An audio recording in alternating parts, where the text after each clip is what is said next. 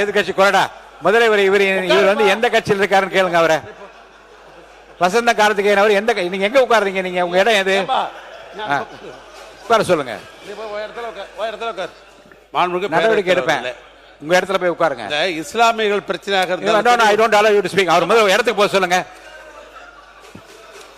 மாண்புமிகு பேரவைத் தலைவர்களே, இஸ்லாமிய பிரச்சனை என்பது தமிழ்நாட்டை பொறுத்தளவுக்கு ஒரு சென்சிட்டிவான பிரச்சனை. அது அனைவரும் அறிந்த ஒன்று. இது சிறுபான்மை சமுதாயம் சம்பந்தப்பட்ட ஒரு பிரச்சனை. நம்முடைய பேசுகிற மதுரை சட்டமன்ற உறுப்பினர் தங்களுடைய தலைவர்கள் இஸ்லாமியர்களுக்கு என்னென்னலாம் செய்திருக்கிறார்கள், எவ்வளவு அரணாக இருந்திருக்கார் என்று அவர் பெருமைப்படுத்துவதில் எங்களுக்கு ஒன்றும் மாற்று கருத்து இல்லை. ஏன்னா அந்தந்த கட்சி தலைவர் அப்படிதான் பெருமைப்படுத்துவார்கள். அதையும் எனக்கு மாற்றம் இல்லை. ஆனால் போகிற போக்கில் அனைத்தும் முஸ்லிம்களுக்கு பாதுகாப்பாக இருந்து அவர் சொன்ன வேண்டுகோளை எல்லாம் செய்த ஒரு இயக்கம் திராவிட முன்னேற்ற கழகம். அதோட மாற்று கருத்தில் அதுக்கு விட்னஸே அந்த இஸ்லாமிய தலைவர் இங்கே சொல்லிட்டாங்க.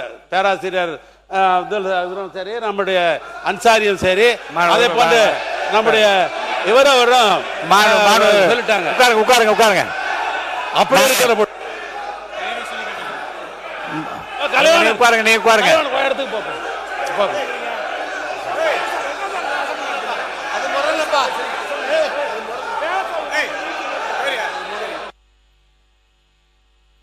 உட்காருங்க உட்காருங்க, நீ உட்காருங்க, நான் பேசுறேன். உட்காருங்க உட்காருங்க, நான் பேசுறேன். உட்காருங்க உட்காருங்க உட்காருங்க உட்காருங்க உட்காருங்க உட்காருங்க, நான் பேசுறேன். உட்காருங்க.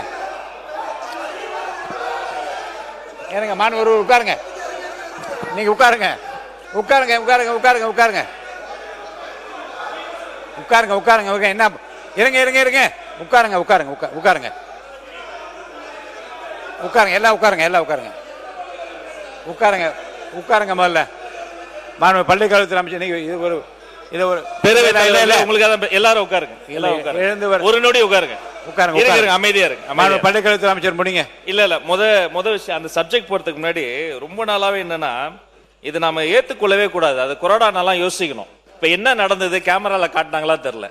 அவர் மாண்புமிகு சட்டமன்ற உறுப்பினர் தான் இடத்தை விட்டு வசந்தம் கார்த்திகேயன் அடிக்கிறதுக்கு பாஞ்சு வந்து ஏவா வேலைன்னா கட்டி பிடிச்சு அணை கட்டி தடுக்கிறார். மதிப்பிற்குரிய பூண்டி கலைவாணன் அண்ணன் அங்க இருந்து நடுகரத்துல வந்து அடிக்கிறதுக்கு வராரு. இந்த உருட்டல் மிரட்டல்களாம் பதிப்படக்கூடிய கட்சி தமிழக வெற்றி கழகம் அல்ல. இதை போன்ற நாகரிகமற்று உருட்டுறது மிரட்டுறதுனாலதான் தமிழக மக்கள் தகுந்த தீர்ப்பு கொடுத்து அங்க உட்கார வச்சிருக்கிறாங்க. தொடர்ந்து நான் பாத்துக்கிட்டே இருக்கிறேன். இந்த வேலை எங்க கிட்ட நடக்காது. ஒண்ணு, சபாநாயகருக்கு ஒரு மதிப்பு இருக்கு, சபாநாயகருக்கு ஒரு கண்ணியம் இருக்கு. அவர் எழுந்தா அனைவரும் அமரணும். இப்பவும் இதேதான், இப்பவும் அதேதான். உட்காருங்க, உட்கார்ந்து பேசுங்க. உட்காருங்க, உட்கார்ந்து பேசுங்க. அவர் சபாநாயகர் ஒரு கண்ணியமிக்க பதவி, கொரோனா ஒரு முக்கியமான பதவி. இப்பவும் பாருங்க, எழுந்து நின்று உரிமையில பேசுவது இதெல்லாம் நாகரிகம் கிடையாது. இதெல்லாம் கத்து கொடுத்தாங்களா அவங்க தலைவர்கள்? ஒண்ணு. ரெண்டாவது, நம்முடைய சட்டமன்ற உறுப்பினர் அவருடைய முதல் அறிமுக உரை பேசுகிறாரு. இன்னும் கவனமா உறுப்பினர்கள் பேசும்போது தங்களுடைய கருத்துக்களுக்கு ஆதாரத்தோடு பேசணும். ஆதாரம் கேட்கலாம். 5 முறை அவர் அறிமுக உரையை குறுக்கீடு செஞ்சு 5 முறை பேசிட்டாங்க. அவர் பேசிய கருத்துக்களுக்கு இப்ப நான் பேசுனத இப்பெல்லாம் நாகரிகமா பேசாதீங்க. உட்காருங்க உட்காருங்க உட்காருங்க. அவர் பேசின கருத்துக்களுக்கு ஆதாரம் இருக்கான்னு கேட்கலாம். ஆதாரம் இருந்தா அவர் சபாநாயகர் கிட்ட கொடுக்கலாம். அதை விட்டுட்டு அதாங்க அவர் பேசின கருத்துக்கு சபாநாயகர் ஆதாரம் கேட்டு அவர் கொடுக்கட்டும். அவரை பேச அனுமதிங்க. உட்காருங்க. எனவே மாண்புமிகு சபாநாயகர் மூலமா நான் தெரிவித்துக் கொள்வது என்னன்னா, தயவு செய்து அரசியல் கட்சியில் இருக்கக்கூடிய அனைத்து கட்சி உறுப்பினர்கள் சபை மாண்பை முதல்ல காப்பாற்றணும். ஒரு மூத்த உறுப்பினர் ஏன்சாலே எல்லாரும் உட்கார்ந்துடுறோம். அவர் கொரோனா ஏன்ஸ் நிக்கிறாரு, பின்னாடி இருந்து கத்துறீங்க. சபாநாயகர் ஏன்ஸ் நிக்கிறாரு, நடு கூடத்துக்கு வந்துட்டு வராரு, இன்னொருத்தர் தடுக்கிறார். இதெல்லாம் முறை அல்ல, மரபு இல்ல. முதல் முறை உறுப்பினர் பேசினார், அவர் கருத்துக்கு அவர் பொறுப்பேற்றுக்குவாரு. அதுக்கு ஆதாரம் இல்லைன்னா அவை குறிப்பில் நீக்கலாம், அதுக்கு என்னவோ பேசலாம்.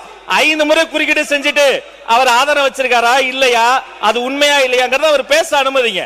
அப்புறம் பொறுமையா கருத்தால் எதிர்கொள்ளுங்க.